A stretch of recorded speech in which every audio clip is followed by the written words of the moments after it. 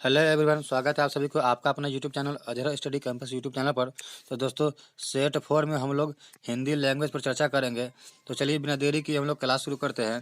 देखिए, पहला सवाल आपको दिख रहा है, सवाल दिया हुआ है कि पर्यंक का तद्भव रूप क्या है। तो चलिए इससे पहले हम लोग समझते हैं कि तद्भव और तत्सम क्या होता है। तद्भव और तत्सम क्या होता है, तो चलिए हम लोग देखते हैं। यहाँ पर हम लिख लेते हैं तत्सम, ये तत्सम हो गया। और एक हम ले लेते हैं तद्भव। तद्भव ये हो गया, ठीक है। अब देखिए, तत्सम उन शब्दों को कहते हैं जो शब्द संस्कृत से ज्यों का त्यों लिया गया हो। जैसे कि आपका हो जाएगा पुत्र, हस्त, हस्त हो जाएगा, गृह हो जाएगा आपका, गृह। ये सब क्या हुआ कि संस्कृत का जो वर्ड है उसे ज्यों त्यों उठा लिया गया हिंदी में, ठीक है। हिंदी में हम लोग यूज करने लगे तो वो तत्सम कहलाएगा। जैसे कि यहाँ पर आप देख सकते हैं कि जितने भी वर्ड मैंने लिखा है, ये पुत्र हो गया आपका, हस्त हो गया और गृह हो गया, ये संस्कृत से ज्यों का त्यों उठा लिया गया है, यही वर्ड आपका तत्सम कहलाता है। तद्भव कौन सा होगा, चलिए इसे देखते हैं। देखिए, तद्भव हो जाएगा पुत्र का तद्भव आप बेटा कहेंगे, ठीक ना।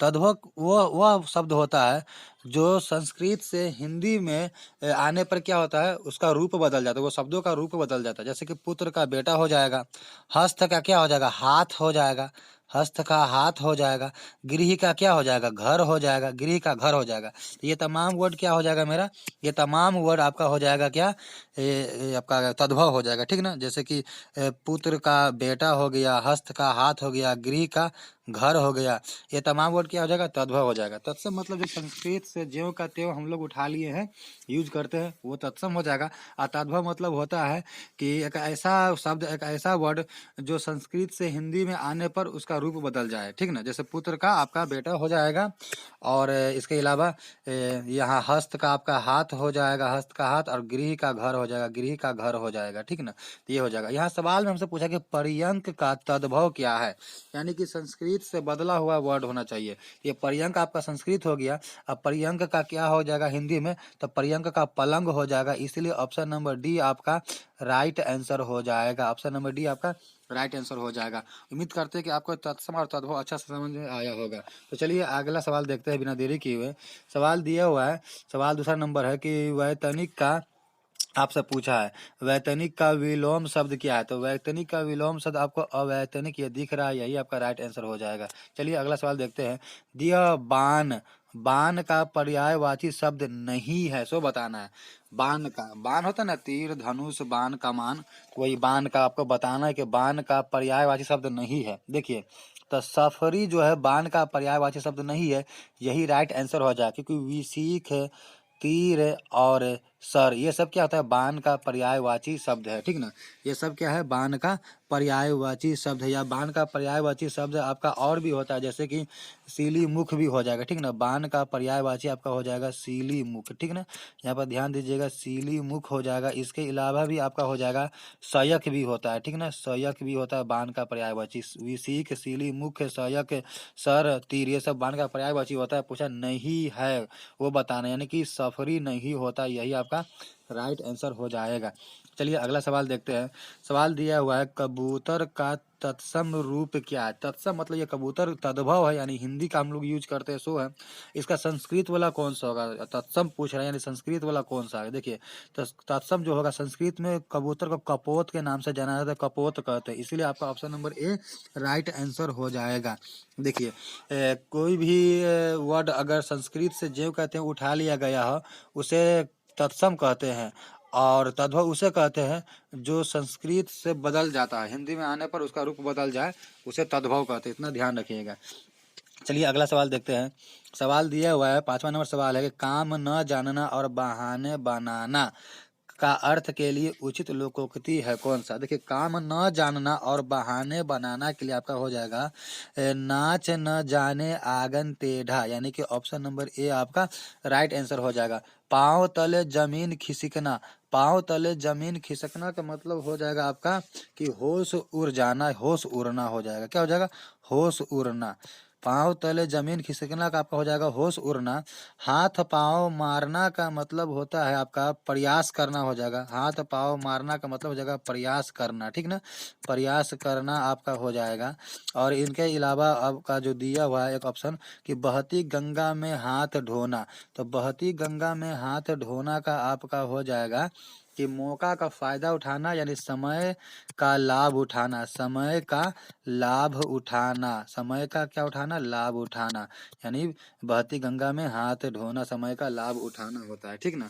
तो यहाँ पर पूछा है आपसे आपसे पूछा गया है कि काम न जानना और बहाने बनाना का अर्थ क्या होगा, तो नाच न जाने आंगन टेढ़ा इसको कहा जाता है, इसलिए ऑप्शन नंबर ए आपका राइट आंसर हो जाएगा। चलिए अगला सवाल देखते हैं। सवाल दिए हुआ 6ठा नंबर सवाल स्क्रीन पर आपको दिख रहा है। सवाल है कि पैर पर सवार होना मुहावरे का अर्थ क्या है। देखिए पैर पर सवार होना मुहावरे का अर्थ है, देखिए पेट पर सवार होना, ये ऑप्शन नंबर ए नहीं होगा। माथे पर सवार होना ये भी नहीं होगा। कान पर सवार होना नहीं होगा, ऑप्शन नंबर डी हो जाएगा। पैर पर सवार होना यानी सिर पर सवार होना, ठीक ना, पैर पर सवार होना यानी सिर पर सवार होना इसका सही राइट आंसर हो जाएगा। और सिर पर सवार होना का अर्थ ही होता है कि किसी चीज का हठ करना, ठीक ना, किसी चीज का क्या करना, हठ करना, हठ करना, यही होता है। तो चलिए अगला सवाल देखते हैं। सवाल दिया कि हवा का पर्यायवाची शब्द है, ये बताना है। तो आप जानते हैं कि हवा का वायु होता है। हवा का पर्यायवाची शब्द क्या होता है, यहाँ इस ऑप्शन में वायु हो जाएगा। हवा का और भी हम कुछ बता दें, जैसे समीर होता है, अनिल होता है। देखिए यहाँ पर आपको हो जाएगा हवा का समीर होता है, आपका अनिल भी होता है, अनिल भी होता है, वायु होता है, और भी आपका होता है जैसे पवन हो जाएगा, बयार भी होता है, हवा का पवन होता है, बयार भी होता है, बयार भी होता है, ये तमाम होते हैं, ठीक ना। तो वात भी आपका होता है, वात भी होता है। तो इसे आप जरूर देखें, ये वोकैबुलरी है हिंदी का, तो इसे जरूर आप पढ़ें। कोई भी बुक आपके पास में है तो उससे आप पढ़ सकते हैं। एंटोनिम सिनोनिम्स यानी कि विलोम शब्द, पर्यायवाची शब्द, एक शब्दों के लिए अनेक शब्द, ये सब पढ़ सकते हैं। इडियम्स फ्रेज पढ़ सकते हैं, लोकोक्ति पढ़ सकते हैं। चलिए अगला सवाल देखते हैं। सवाल दिया हुआ है कि एक वचन में ही प्रयुक्त होने वाला शब्द कौन है। देखिए छात्र जो है ना, एक वचन बहुवचन, भाई भी एक वचन बहुवचन, हिस्सा भी एक वचन बहुवचन। एक वचन में एकमात्र क्रोध है जो एक वचन में ही प्रयुक्त होता है, ठीक ना। क्रोध जो है वो एक वचन में ही प्रयुक्त होता है। जैसे कि हम बोल सकते हैं कि मुझे क्रोध आ गया, अगर हम अगर सेंटेंस में यूज करें इसे तो हम कह सकते हैं मुझे क्रोध आ गया, मुझे क्रोध आ गया, मुझे क्रोध आ गया, ये एक वचन में हो गया। अगर बहुवचन में हम करना चाहते हैं हम बोलेंगे हम सबको क्रोध आ गया, हम सबको क्रोध आ गया, यानी क्रोध जो है एक वचन के रूप में ही हम लोग यूज करते हैं, इसलिए ऑप्शन नंबर सी आपका राइट आंसर हो जाएगा। तो चलिए अगला सवाल देखते हैं। सवाल दिया है लड़का पेड़ से गिरा, लड़का पेड़ से गिरा, उपरोक्त वाक्य में कारक आपको बताना है। लड़का पेड़ से गिरा, तो पेड़ से जब लड़का गिर रहा है तो पेड़ से क्या हो रहा है, वो अलग हो रहा है, जुदा हो रहा है। अब मैंने आपको बताया है कि जहाँ पर भी से का मतलब हो जाए अलग होना, जुदा होना, तो वहाँ पर होगा अपादान कारक, ऑप्शन नंबर सी। कर्ता ने कर्म को संप्रदान से, अपादान से, इस तरह से मैंने आपको बताया था ना, तो याद कर लेंगे तो आपको अच्छा रहेगा। चलिए अगला सवाल देखते हैं। सवाल दिया है कि चंद्रकांता उपन्यास के लेखक कौन है।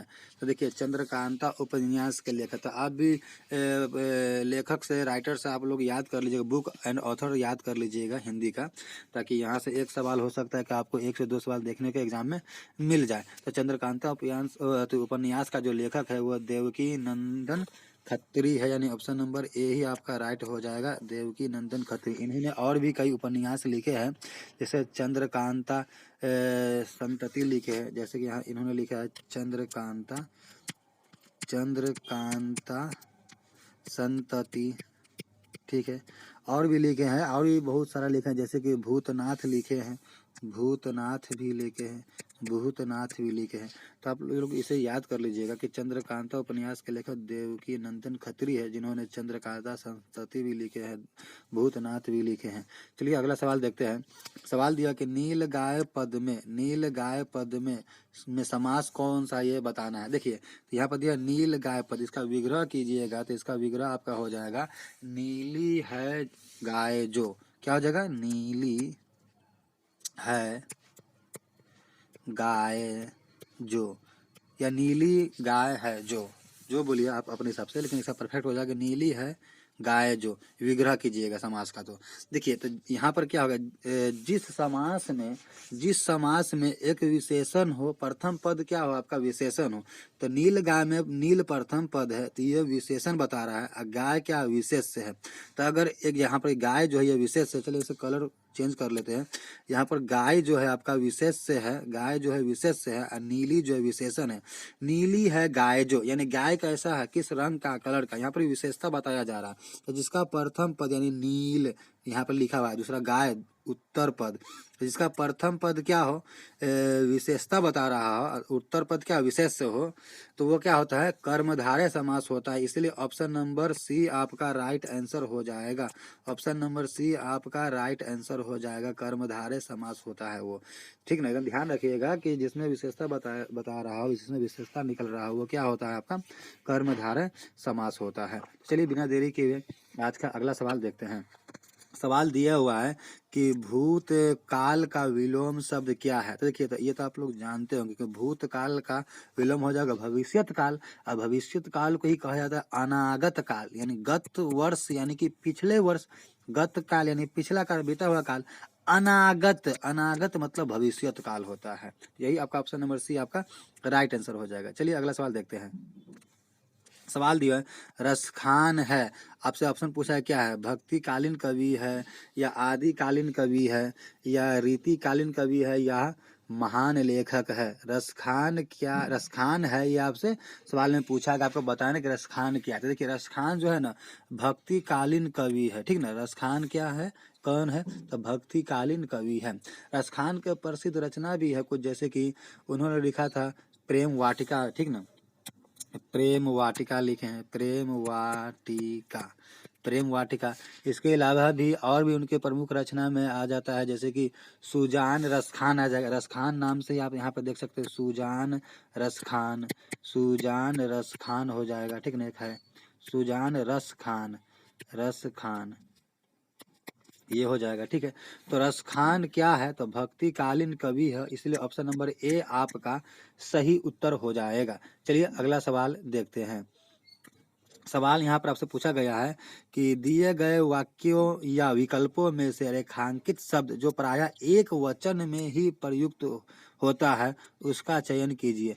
रेखांकित बोला है, यहाँ पर रेखांकित कोई शब्द नहीं दिया हुआ, लेकिन कलर चेंज करके दिया है रेड कलर में, यानी कि आपको रेखांकित मतलब यहाँ पर समझना है कि रेड कलर, जैसे ओठ दिया हुआ है आपका, दर्शन दिया हुआ, वर्षा दिया हुआ, अक्षात दिया हुआ, इसमें से आपको बताना है कि जो प्रायः एक वचन में ही प्रयुक्त होता है, ए बी सी डी में से कौन सा आपका राइट आंसर हो जाएगा। देखिए, ओठ जो है ना वो एक वचन बहुवचन सभी में होता है, दर्शन भी सभी में होता है, अक्षात भी सभी में होता है, वर्षा जो है ना एकमात्र एक वचन के रूप में ही प्रयोग होता है, इसलिए ऑप्शन नंबर सी आपका राइट आंसर हो जाएगा। ऑप्शन नंबर सी आपका राइट आंसर हो जाएगा। तो चलिए अगला सवाल देखते हैं। सवाल आपको दिख रहा है, सवाल दिया हुआ है कि चाहर दीवारी का, ठीक है, चाहर दीवारी तो होता ही नहीं, गलत है। चलिए देखते हैं क्या है, का शुद्ध, अच्छा शुद्ध ही पूछा, यानी ये गलत है। का शुद्ध रूप निम्न में से कौन सा है। देखिए, चाहर दीवारी नहीं होता है, बल्कि होता है चहार दीवारी होता है, चहार दीवारी होता है, चहार दीवारी होता है, इसलिए चहार दीवारी आपको दिख रहा है, ऑप्शन नंबर सी में दिया, इसलिए ऑप्शन नंबर सी आपका राइट आंसर हो जाएगा। चलिए अगला सवाल देखते हैं। सवाल है, बालक गेंद खेल रहे हैं, बालक गेंद खेल रहे हैं, वाक्य में कारक आपको बताना है कि कौन सा कारक होगा। देखिए, तो बालक गेंद खेल रहे हैं, देखिए जब भी किसी के द्वारा कोई काम पूर्णतः किया जाता है, कोई काम कंप्लीटेशन है बालक के द्वारा, तो बालक गेंद खेल रहा है, तो खेल रहा है क्या, गेंद खेल रहा है, तो काम यहाँ पर हो रहा है बालक के द्वारा, ठीक है। अगर इसका विग्रह भी आप करना चाहें तो अगर बालक गेंद से खेल रहे हैं, बालक गेंद से खेल रहे हैं, तो यहाँ पर से का मतलब यहाँ पर जुदा तो नहीं ना हो रहा है, बालक गेंद से कोई पत्ता जो है डाल से टूट कर गिर रहा, पत्ता डाल से टूटा, तो वहां पर जुदा हो जाएगा, तो वो तो अलग हो जाएगा, ठीक है। लेकिन यहाँ पर बालक गेंद खेल रहे हैं या बालक गेंद से खेल रहे हैं अगर करते हैं, तो यहाँ पर से का मतलब जुदा होना होता नहीं, हो नहीं रहा है, यानी कि ये आपका हो जाएगा करण कारक हो जाएगा ऑप्शन नंबर सी, ठीक ना। जिसमें से का सिंपल अर्थ निकले। देखिए करण कारक में क्या होता है, से विग्रह होता है या द्वारा विग्रह होता है। मैंने पिछले कई सेट में आपको बताया है, ठीक ना। करण कारक में से विग्रह या द्वारा विग्रह होता है। तो यहाँ बालक गेंद खेल रहे हैं में आपका बालक गेंद से खेल रहे हैं, या से का मतलब यहाँ जुदा नहीं हो रहा है। अगर होता कि पत्ता डाल से गया तो वहाँ अपादान कारक होता, क्योंकि जुदा हो रहा है। यहाँ बालक गेंद से खेल रहे हैं ना, तो मतलब से का मतलब जुदा तो नहीं हो रहा है, यानी सिंपल फॉर्म में यहाँ पर आ रहा है कि बालक गेंद खेल रहे हैं, क्या विग्रह हो जाएगा, बालक गेंद से खेल रहे हैं। तो से का सिंपल आ रहा है, इसलिए करण कारक हो जाएगा। से या द्वारा के लिए करण कारक होता है, इसलिए ऑप्शन नंबर सी आपका राइट आंसर हो जाएगा। मैंने कई वीडियो में आपको कई प्रैक्टिस सेट में बताया है पीछे, ठीक ना।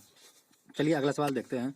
सवाल दिया कि इधर कुआं उधर खाई लोकोक्ति का सही अर्थ क्या है, आपको बताना है। तो ये तो बहुत ही इजी सवाल है, क्योंकि बचपन से आप सुनते आ रहे होंगे, इधर कुआं उधर खाई मतलब दोनों ओर संकट से, दोनों ओर से संकट, दोनों ओर संकट होना। ऑप्शन नंबर ए आपका राइट आंसर हो जाएगा। चलिए अगला सवाल देखते हैं। सवाल है कि यहाँ पर देखिए, यहाँ पर पढ़ने की कोई जरूरत नहीं, संधि विच्छेद पूछा हुआ है तो पूरा पढ़ने की जरूरत ही नहीं है।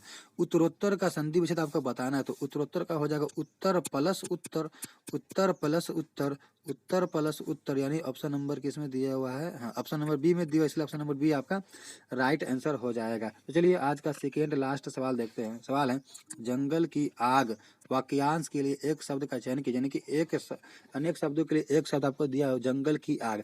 देखिए जंगल की आग के लिए आपको पूछा है, तो जंगल की आग के लिए होता है दावा, दावा नल होता है, ठीक ना। जंगल की आग के लिए दावा नल एक शब्द होता है, ठीक ना। इसीलिए ऑप्शन नंबर ए आपका राइट आंसर हो जाएगा। दावा नल ही क्या होता है, जंगल की आग के लिए होता है, तो इसलिए ऑप्शन नंबर ए ही आपका राइट आंसर हो जाएगा। चलिए आज का लास्ट सवाल देखते हैं। सवाल दिया कि निम्नलिखित में से कौन सा वाक्य शुद्ध है। इसका मतलब कोई एक वाक्य शुद्ध है, बाकी सब क्या है, अशुद्ध है। चलिए हम लोग देखते हैं। दिया हुआ है कि आपका काम आप खुद करो, ये गलत है। आपका काम आप खुद करो नहीं होता है, ये तो गलत दे दिया। ये होता है कि अपना काम खुद करो होता है, अपना काम खुद करो होता है। आपका काम आप खुद करो नहीं होता, बल्कि होता है अपना काम खुद करो, इसलिए ऑप्शन नंबर ए नहीं होगा। बेरोजगारी सबसे बड़ी समस्या है, बेरोजगारी, गौर से पढ़िए, बेरोजगारी सबसे बड़ी समस्या है, ये एकदम शुद्ध वाक्य, इसलिए ऑप्शन नंबर बी आपका राइट आंसर हो जाएगा। आगे भी देख लेते हैं क्या दिए हुआ है। वह सब ठीक नहीं है, देखिए वह सब ठीक नहीं है, ऐसा नहीं होता, होता है यह सब ठीक नहीं है। वह सब ठीक नहीं है की जगह पर हो जाएगा यह सब ठीक नहीं है। यहाँ पर वह सब बोला यानी गलत हो गया, हो जाएगा यह सब ठीक नहीं है। ये है कि मैं उन्हीं की पार्टी में गया था, ये भी नहीं होता। मैं उन्हीं की पार्टी में गया था, ये गलत है। मैं उनके ही पार्टी में, मैं उनके ही पार्टी में गया था, ऐसा होना चाहिए था, ठीक है ना। इसलिए डी भी गलत हो जाएगा। ऑप्शन नंबर बी आपका राइट आंसर हो जाएगा। बेरोजगारी सबसे बड़ी समस्या है, यही आपका शुद्ध वाक्य है। दोस्तों अगर वीडियो अच्छा लगा हो तो वीडियो को लाइक और शेयर जरूर कीजिए, और अब तक चैनल को सब्सक्राइब नहीं किए तो चैनल को सब्सक्राइब कर बेल आइकन को प्रेस जरूर कर ले, ताकि आपको इसी तरह का वीडियो मिलता रहे, इसका नोटिफिकेशन आपको मिलता रहे। तो दोस्तों मिलते हैं नए वीडियो में नए टॉपिक के साथ, तब तक के लिए मस्त रहिए, स्वस्थ रहिए और लगन के साथ राइट डायरेक्शन में स्टडी करते रहिए।